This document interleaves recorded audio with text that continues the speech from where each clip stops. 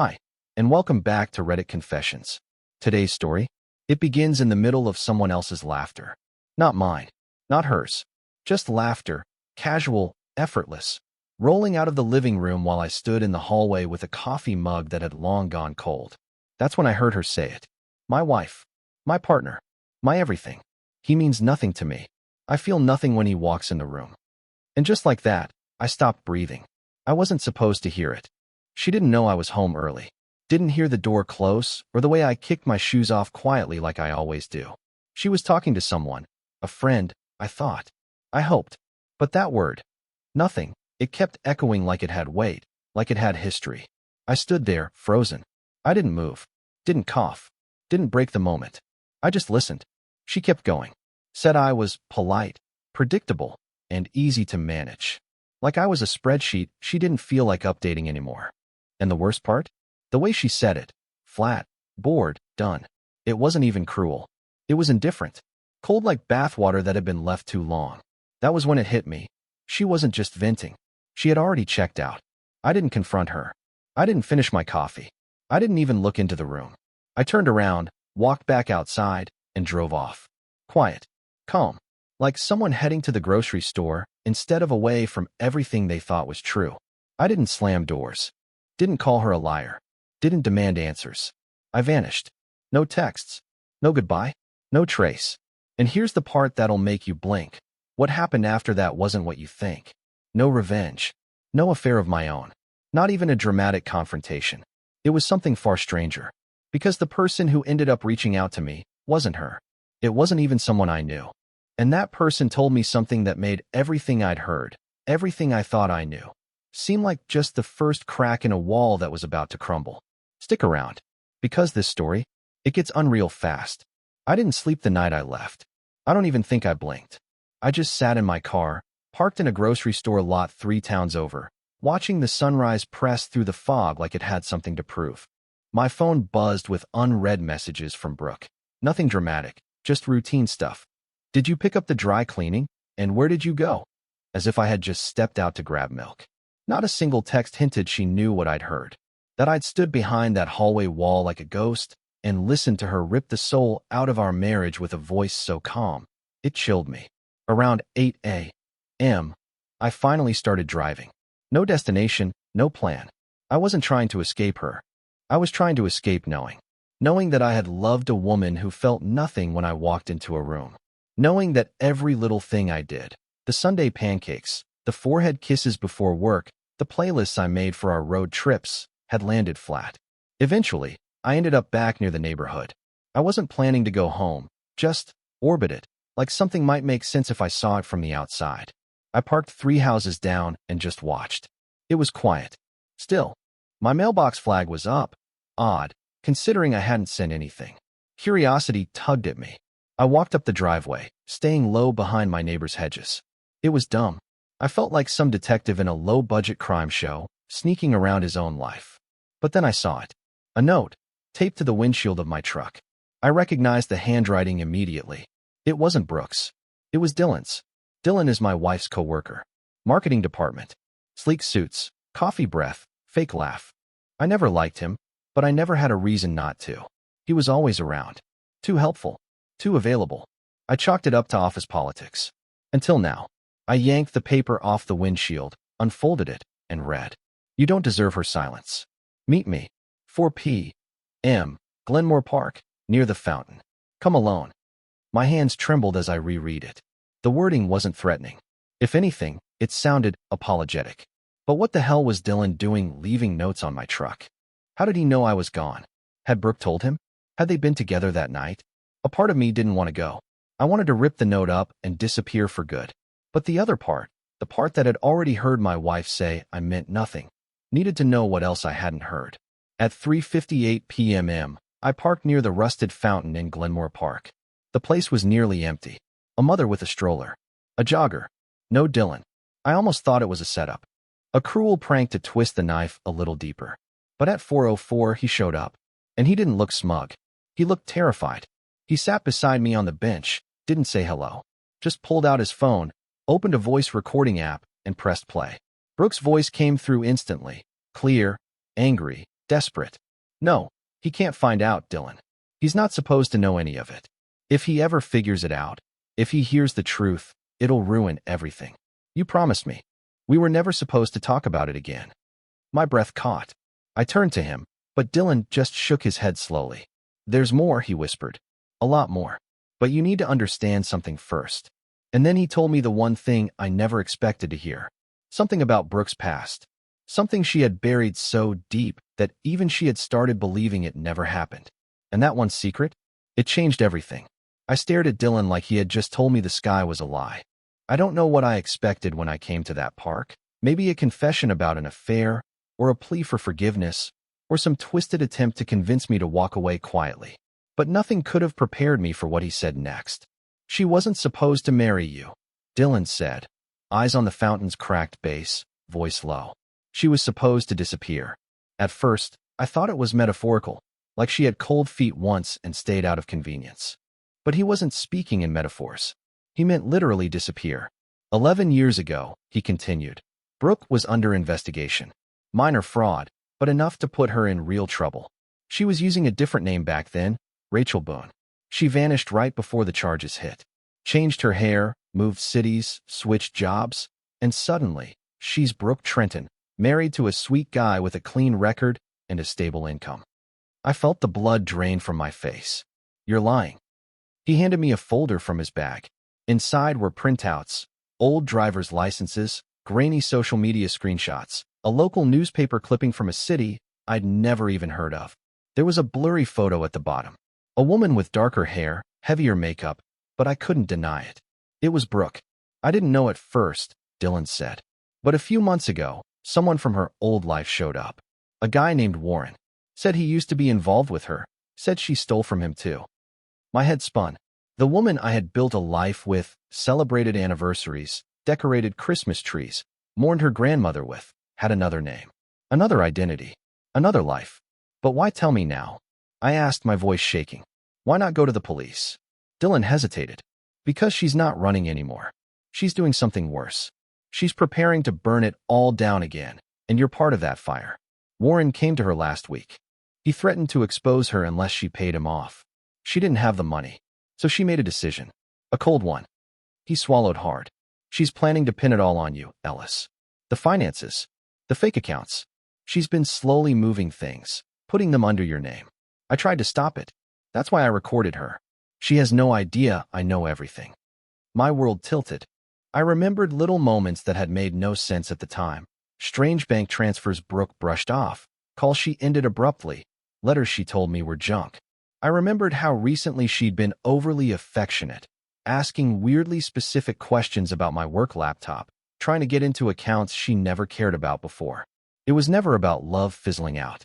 It was about timing, about convenience, about setting me up to be the fall guy while she vanished again into the fog, just like she'd done before. I felt like I was watching someone else's life crumble, like none of it could possibly be real. Why are you helping me? I asked. Dylan looked genuinely ashamed. Because I was in love with her too, and I thought I was different. But she used me, same as she used Warren, same as she's using you. I want out, and helping you. That's my way to do it without her burning me down too. I didn't know whether to punch him or thank him. My fists clenched, but I forced myself to breathe. Then he added one more thing, something that knocked the air out of my lungs. She's leaving town next Friday. Disappearing again. She already bought the ticket. One-way flight. New name. And guess what? She used your credit card. Every part of me wanted to believe he was lying. But deep down, I already knew he wasn't. Brooke had been one step ahead of me since the beginning. And now I was standing on the edge of a trap she'd spent years perfecting. A trap with my name on every piece of evidence. I walked away from Dylan without another word, the folder pressed to my chest like a bomb I didn't know how to defuse. My legs felt weak. My lungs tight. My world fake. But if Brooke thought I was going to crumble quietly like some naive idiot, she didn't know me as well as she thought. No one was going to burn my life down without getting scorched in return. Not this time. By the time I got back to my car, the folder Dylan gave me was damp with sweat from my hands. I just sat there, windows rolled up, heart pounding against my ribs like it was trying to claw its way out. The woman I married, the woman who used to sleep tangled up in my arms, was a lie from the moment we met. A well-dressed ghost with a stolen past and a map straight to my destruction. The longer I sat, the more the fog of denial burned off. My mind started connecting dots I hadn't even realized were part of the same picture. Like how she insisted we use my social security number for the second mortgage, even though her credit was better. Or how she always handled the taxes but wouldn't let me near the paperwork. How last month she snapped at me for logging into our joint bank account, saying she had it covered. She'd been building this for years, laying the bricks while smiling at me over breakfast. I drove back to the motel, not home, never again, and spread everything across the bed. Printouts, screenshots, notes from Dylan, timestamps. I opened my laptop and started digging deeper. My hands were shaking so badly I kept typing passwords wrong, but eventually, I got into our shared financial records. And that's when the truth slapped me straight across the face. There were new accounts. Credit cards opened in my name. Bank transfers to an offshore fund labeled with initials I didn't recognize. A fake loan application I never signed. Insurance policies that didn't exist before this year. Life insurance, accident coverage, long-term disability. All taken out with me as the insured and her as the sole beneficiary. My own name had become a weapon she was sharpening behind my back. It wasn't just betrayal. It was a calculated annihilation. She wasn't trying to leave me. She was trying to bury me. And the worst part? I would have never known. If Dylan hadn't cracked, if I hadn't overheard her say I meant nothing, I would have been blindsided when the audit hit or the IRS came knocking. Or worse, if something accidental happened to me. I sat there in that motel room for hours, flipping through every page like it was a crime scene. Because it was one. The crime was slow, silent, and surgical, and I had been the target the whole time. At some point, I realized I was crying. Not sobbing, not breaking down, just leaking, like the inside of me had sprung a leak I couldn't fix. I didn't know if I was mourning the loss of my marriage or the realization that maybe she never really existed at all. That night, I couldn't sleep. I laid on my side, staring at the motel curtains, thinking about the little details that now made my skin crawl. How she always double-locked the home office when I wasn't around. How she never let me meet certain friends. How she'd once joked, "You'd be lost without me," and I had laughed like it was a compliment. But now I wasn't laughing. I was plotting. The next morning, I made 3 calls. One to an old college friend who worked in cyber forensics. Another to a former coworker who'd been through a brutal divorce and knew every shady legal move in the book. And the third, to someone I hadn't spoken to in over a decade. My brother, Ian. He picked up on the second ring and just said, "Ellis?" In that cautious way you talk to a ghost. I hadn't seen him since our father's funeral. We'd drifted apart, different cities, different lives. But I didn't have the luxury of pride anymore. "I need your help," I told him. "And I can't explain it all over the phone. But if I don't do something soon, Brooke's going to ruin everything." He didn't hesitate. "Where are you?" "Gulfview Motel, room 12. I'll be there in 3 hours." When I hung up, I felt something strange. Not hope. Not yet. But the faintest crack of light in the ceiling of the coffin she'd built for me. I still didn't know what the end of this looked like. But I wasn't going to sit around waiting to be destroyed. She'd built a story where I was the fool. The placeholder. The paper trail. Now, it was time I rewrote the ending. When Ian arrived at the motel, I barely recognized him. He looked older, sharper. His hair was longer, streaked with gray, and his clothes were the kind of clean-cut rugged that screamed ex-military, now running security for oil rigs. He walked into the room, took one look at the pile of documents I had spread across the bed, and said, "So we're either burning someone's life down or bailing you out of prison. Which is it?" I didn't even smile. Maybe both. He sat down without another word, picked up the folder Dylan gave me, and started reading. He didn't ask questions right away. Just read, flipped pages, made mental notes. When he finally looked up at me, he had that familiar look he used to get when he was about to do something dangerous but smart. "Ellis," he said, "you've been living in a web someone else spun for a long time. And the spider's not just watching, she's ready to bite." He understood everything faster than I did. My brother always had a brutal way of simplifying chaos. After an hour, he closed the folder and said, "You have about a week. Maybe less. If what Dylan told you is true, and this evidence lines up with what I'm seeing, she's getting ready to vanish again. And she's going to leave you holding the bag." She bought a plane ticket. I said quietly. With my credit card. Then we move now. We spent the next 6 hours setting up what Ian called the perimeter. He pulled out his laptop and encrypted a private drive, helped me back up all the files I'd found, created a paper trail of her digital moves, and then, this part chilled me, showed me how to download copies of our home security cam footage without Brooke ever knowing. She's smart, he warned, but not invincible. If she's been sloppy, there'll be gaps. And if we find them, we flip this entire story. By evening, Ian made a plan. It wasn't revenge. It was insurance. His goal wasn't to destroy Brooke. Not yet, but to stop her from pulling the trigger on whatever scheme she was building. That night, we drove back to my house. Not to confront her. That would come later, but to get access to something critical, my old desktop tower in the garage. The one I hadn't touched since switching to my work laptop. Brooke never touched it. She probably thought it was obsolete. But I had a habit of backing up financial stuff there, tax returns, scanned receipts, all of it. We needed it. We waited until midnight. The house was dark. My heart raced as I parked 3 blocks down and cut through the neighbors' yards. Ian was behind me, silent, all muscle and muscle memory. We reached the back fence, hopped it like we used to as kids, and slipped into the garage through the side door I knew she never locked. The tower was still there, dusty but humming. I grabbed it carefully, slid it into Ian's duffel bag, and we left without leaving a trace. The whole thing took 10 minutes. Back at the motel, Ian booted it up and started combing through folders. And then, jackpot, a folder Brooke had labeled taxes_archive. Except when Ian opened it, we found far more than W-2s.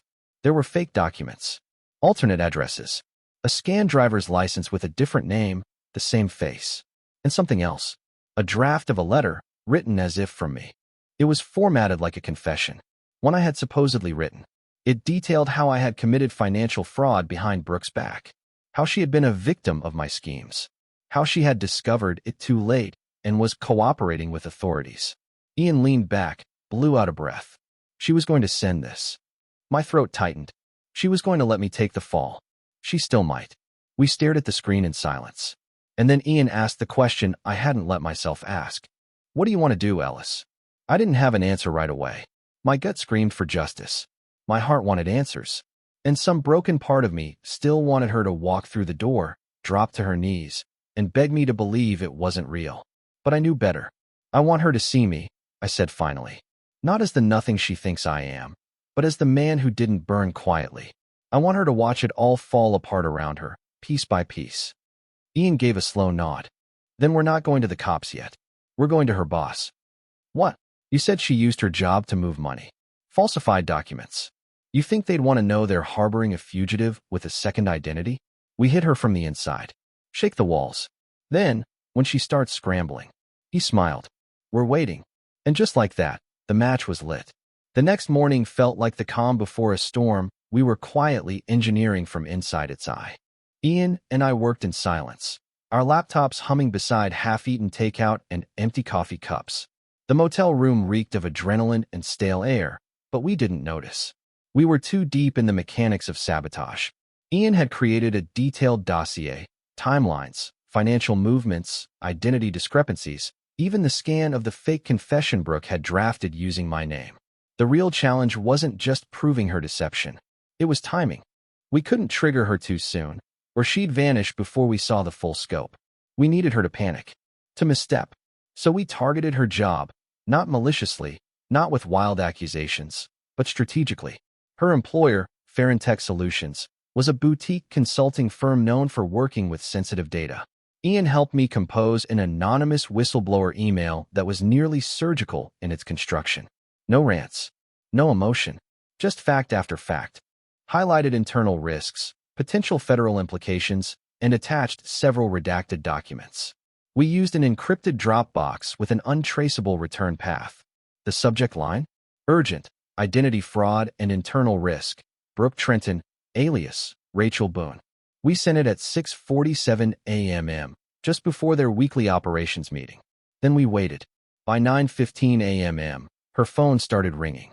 I hadn't powered mine on for days, but Ian had cloned her activity through a spoofed backup from my home Wi-Fi. We watched the activity spike, call after call from Farron HQ, Shannon, HR, and Rebecca, OPS. Then came the texts. First 1, then 3, then 13, all unread. Then, suddenly, radio silence. She'd gone dark. She's in damage control mode, Ian said, leaning back. She's either spiraling or plotting. But it didn't stop there. Around noon, Dylan messaged me again. Dylan, Brooke just called. She's unhinged. She thinks someone's watching her. Did you do something? I didn't reply, but I could feel it. We'd hit the hornet's nest. By 3 p.m., I got an anonymous email from Farron Tech. Short, formal, emotionless. Thank you for your submission. The concerns raised are currently under internal review. You will not be contacted further. Perfect. It meant they were taking it seriously. That night, Ian and I ordered cheap pizza and said almost nothing. The silence was thick, but not heavy. It was the silence of two people watching dominoes tremble before the fall. Then, around midnight, something happened that neither of us expected. My motel room door rattled. A knock, soft at first, then louder, then again. I froze.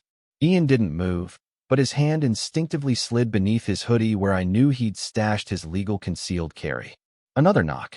I crept to the peephole, and my breath caught in my throat. It was Brooke. Hair messy, eyes wide, sweater pulled tightly around her. No makeup, no mask, just her. Real, raw, almost broken. I didn't know what to do. My heart thudded in my chest like it was trying to warn me. Ian stood and mouthed, "Don't open it." But something inside me, curiosity, masochism, unfinished grief, moved my hand to the knob. I opened the door. She looked me in the eye, and for the first time in what felt like years, her voice cracked. "Ellis, I need to talk. Please. It's not what you think." The gall. The audacity. She was still playing the long game, but I was done being her pawn. I stepped aside without saying a word and let her in. She sat on the edge of the bed, took a shaky breath, and said something I'll never forget. "I never meant to hurt you. But if you knew what I've been hiding, if you really knew, you might understand why I did all of this." Ian stood in the corner, arms crossed, saying nothing, a shadow of judgment she couldn't see. And then Brooke, with tears in her eyes and desperation in her voice, said a name. A name I hadn't heard since childhood. A name that didn't belong in this story. "Do you remember Marcy Penfield?" And suddenly, everything changed. Because Marcy Penfield wasn't someone Brooke had ever met. She was my secret, my buried past. And somehow Brooke knew. The moment she said that name, Marcy Penfield, my stomach twisted like someone had yanked a cord inside me. That name didn't belong in Brooke's mouth. It belonged to a chapter I'd closed years before I ever met her. A part of me I'd buried so deep, I sometimes questioned whether it had even happened. And yet, there she was, eyes red and wild, whispering it like a threat wrapped in regret. "You knew Marcy?" I asked, barely able to speak. Brooke shook her head. "Not directly, but I knew what happened. I've known since before we ever met."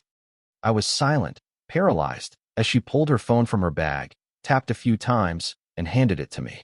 On the screen was a photo, a scanned page from what looked like a journal or notebook. And then I saw it, my name, my handwriting, my words. A journal entry from when I was 17. It was from a notebook I had thrown away nearly 2 decades ago, the summer after Marcy disappeared from our town. She was the girl who vanished in high school without warning, the one the cops never found, the one I blamed myself for not helping when she needed it most. She was abused by her stepfather. She'd told me that in a whisper behind the bleachers once, and I didn't do enough. I was scared. I kept her secret. Then she was gone. And that journal? It held everything I remembered, but never told anyone. My guilt, my theories, my regrets.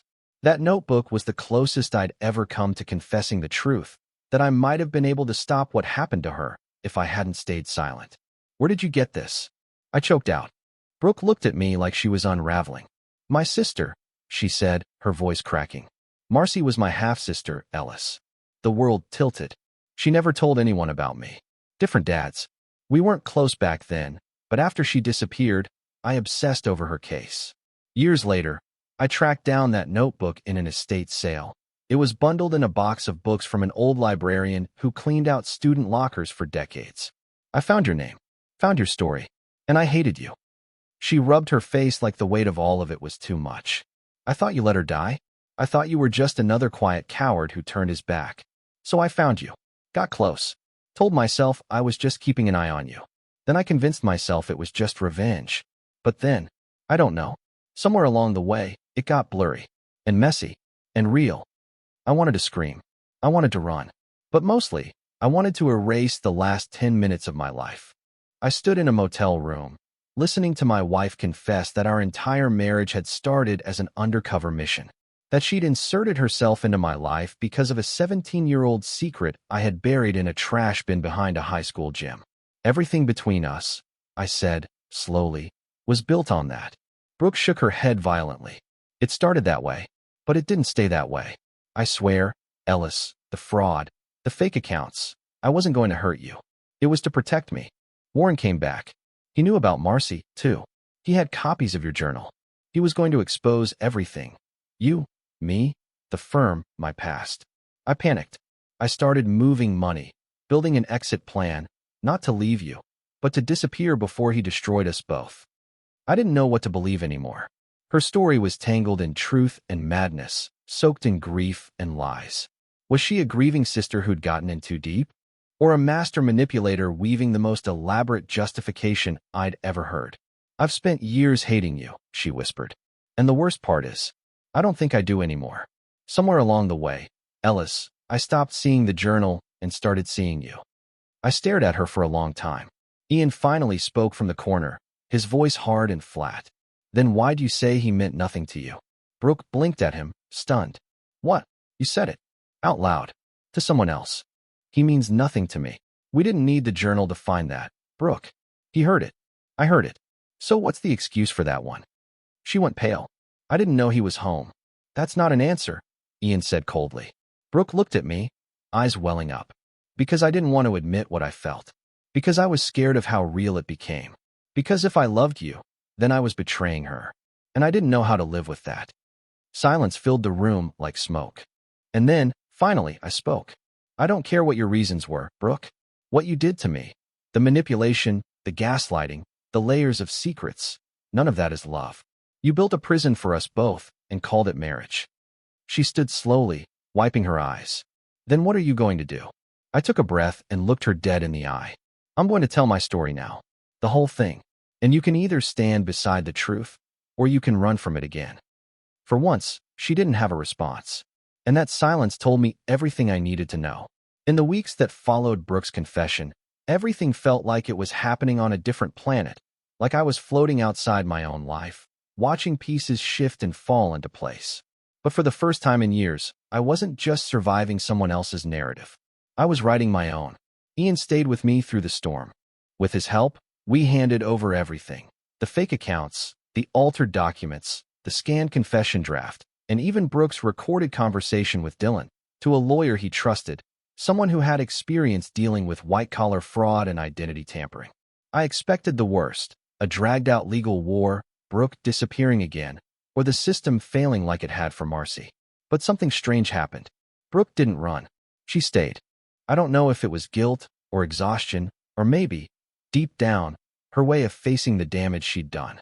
She agreed to testify against Warren in exchange for partial immunity, and her employer cooperated with the authorities after confirming parts of the story we submitted. The fallout was messy, public, ugly, but I stayed out of it. Quiet, focused, because I had something else to do. I told the truth, not to destroy her, but to finally release myself. I gave my statement, shared what I had buried about Marcy, and allowed the facts to speak. And somewhere in that process, the weight of those 17-year-old regrets began to lift. I had spent my life apologizing in silence for something I hadn't caused, but always carried. Now, I finally let it go. Brooke and I finalized our divorce quietly. No lawyers yelling across tables. No revenge. Just 2 signatures and a final moment of silence between 2 people who had been tangled up in grief, mistakes, and confusion for far too long. She moved out of state shortly after. I don't know where. And I didn't ask. As for me, I'm still rebuilding. But for once, I'm building something real. I moved into a small apartment near the water, got a rescue dog named Jasper, and even picked up journaling again. Not to confess guilt, but to track progress. Clarity. Peace. And strangely enough, I'm okay. No, more than okay. I'm free. To anyone listening, sometimes you don't realize how deep someone's shadow, is until you finally step out of it. And when you do, the light doesn't just hurt, it heals. Thank you for walking through this story with me. Now I'd love to hear from you. What's the most shocking secret you've ever discovered in a relationship? Or maybe a moment when someone's mask slipped and everything changed? Share your story in the comments. You never know who might need to hear it. And if you're new here, make sure to follow Reddit Confessions for more unbelievable true stories from people just like you. Stay curious, stay kind, and never underestimate the power of walking away quietly. Until next time.